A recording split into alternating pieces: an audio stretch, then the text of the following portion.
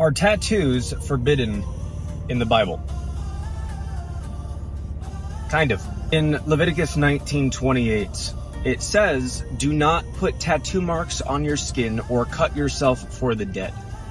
Now, a lot of people kind of try to separate this verse into two things, where it's saying like, okay, don't cut yourself for the dead. I don't know what that means, and then don't do tattoos. It's not the case. It's like the entirety of that sentence. It's one singular context, and it's important to keep it together. Because what the pagan nations at the time were doing was they were observing a religious belief that was referred to as the celestial Hades. This is where your loved ones, whenever they die, they first had to go to this temporary hell, essentially. In this temporary hell, they would have to burn off all the bad things that they've done. They'd have to like burn off their sins, essentially. If they didn't have more good than bad done, then they had to burn off the bad before they could go into their version of heaven.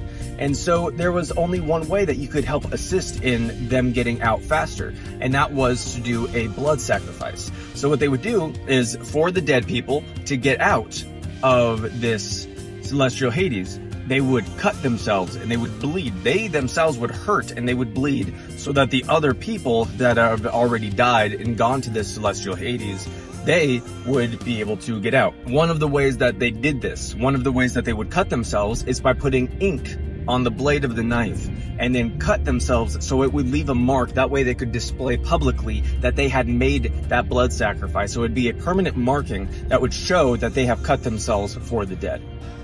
That is forbidden. Now, if you're getting a tattoo for the purpose of it being a blood sacrifice to get someone out of the celestial Hades, which, by the way, this is what purgatory is actually based on.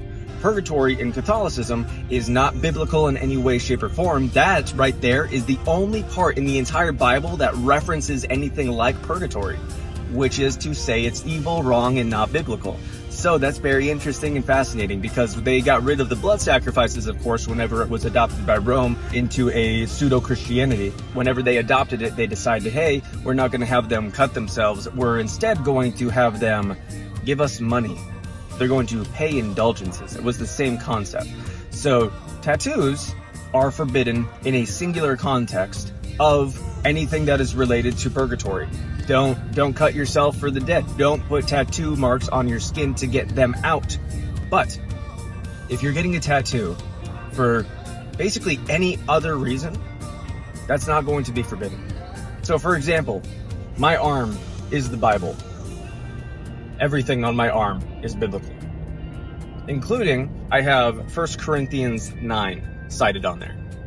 1 Corinthians 9, Paul is writing, and he is saying that to the Jew, I will be a Jew. To the Gentile, I will be a Gentile. I will be whoever I need to be in order to preach the word. So I became a tattooed person to reach tattooed people with the gospel.